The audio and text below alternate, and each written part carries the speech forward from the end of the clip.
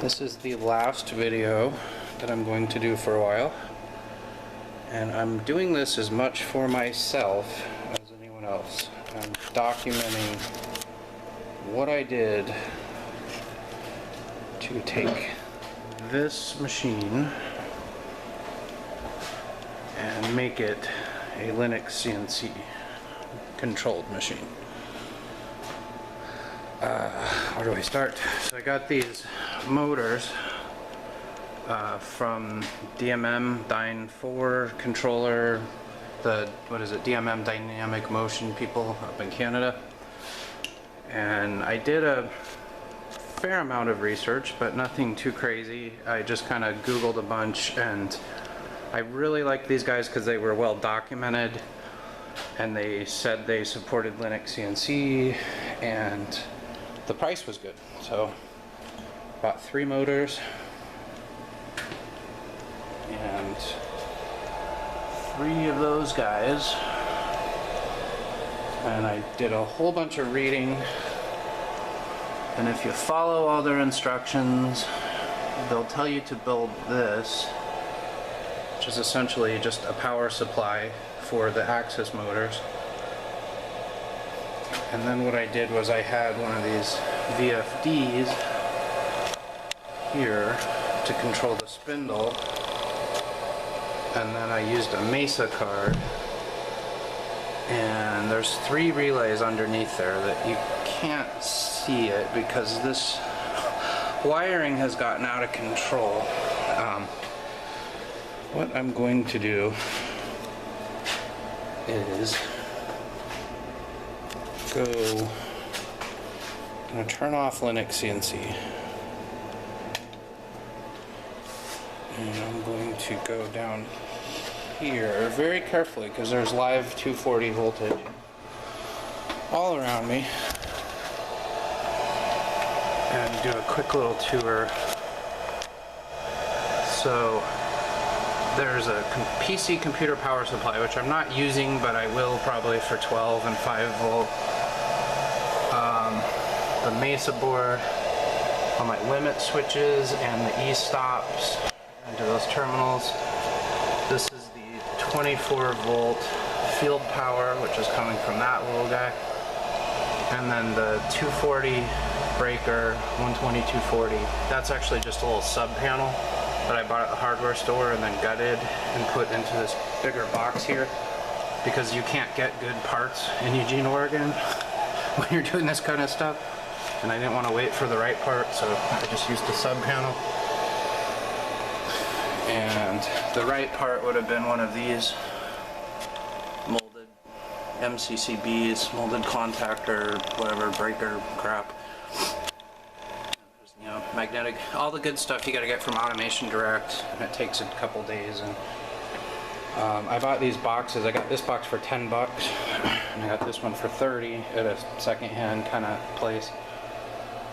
And you know, this is just like a dryer cord, and I had to get pretty creative with my parts. But so this is kind of the brain of the machine, and then this is kind of the muscle of the machine. So I'm hooking up the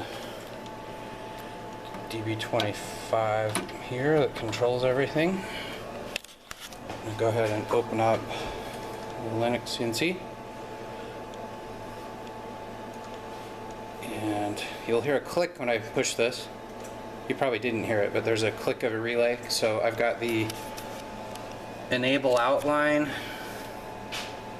going to a relay that then feeds 2 other relays for the VFD, so that way I can stop the spindle. So for example, if I go ahead and turn the spindle on, which I can do now,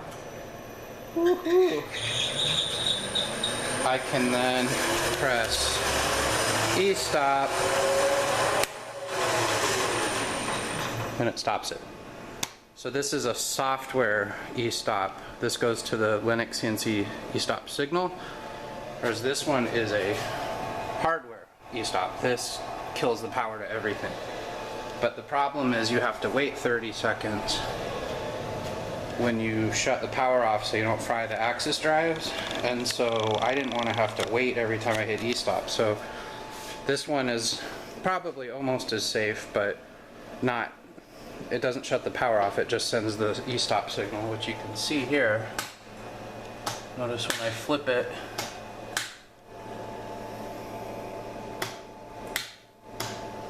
but it works, and I can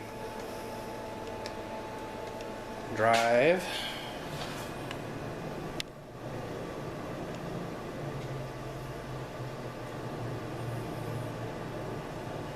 And I can control X, Y, Z. There's the Z.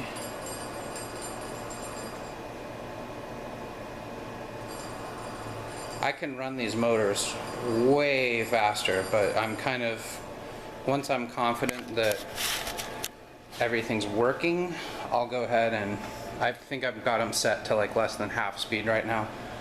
And I had one and one only scary incident where I accidentally set this motor to run to 10,000 inches per second, and this entire thing just went brrr, and it moved really fast. And thankfully the axis drive overcurrent flipped and it stopped me from crushing my table there, which is in a terrible place because it's a major pinch point, as they say.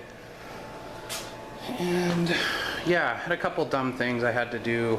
The motor spindle was too long here, and I had to cut a hole, so I'm gonna have to put a cap over that because I couldn't fit the motor in, and I feel really bad about doing that, but it was really the only way. I rewired all the limit switches, so there's all new wire. It's a new wire on every limit switch. It's all new wire. I still have yet to hook this little dealie up. This is a speed control. This controls the belt up above, and someone else built this.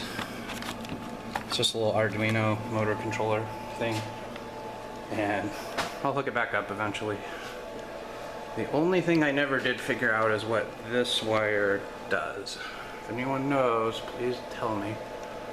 I can only assume it's some sort of sensor that tells whether it's in high or low gear, but I have not been able to figure out what that wire does. This wire is just a potentiometer.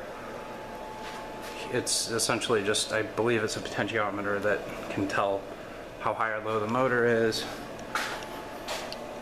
And then I haven't hooked up this thing yet. This is the oiler. I'm not sure if this is a stepper motor that's a pump, or if these are some sort of switches. I think it's actually just a switch with a little float, so it can tell when it's out of oil, but I haven't gone into that yet. But I've got limits. I've got enable, disable, machine moves, and it's awesome. I can forward reverse. This was a huge problem before. I couldn't control what direction the mill went reliably. Now I can easily tell it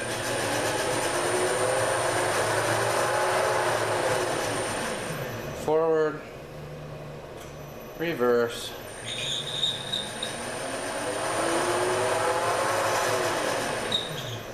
and I believe I can flip the gearing on it. I don't have any actual speed control yet, so I'm gonna hook that back up. So there's low gear.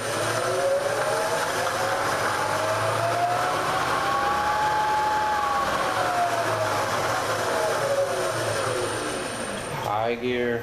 Oh, I'm sorry, low gear the other direction.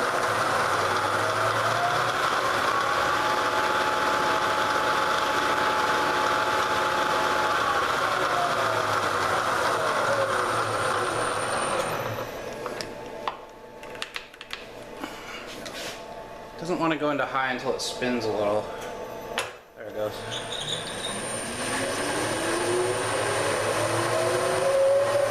I can always press E-stop.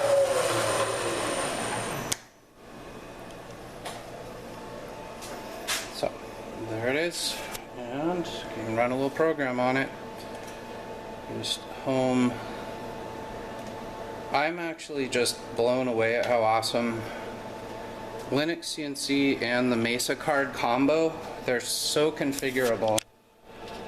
Pretty much anything you want to do, they've already thought of it. So here I'll run a program. Ooh, it even started the spindle. That's new. I just got that hooked up.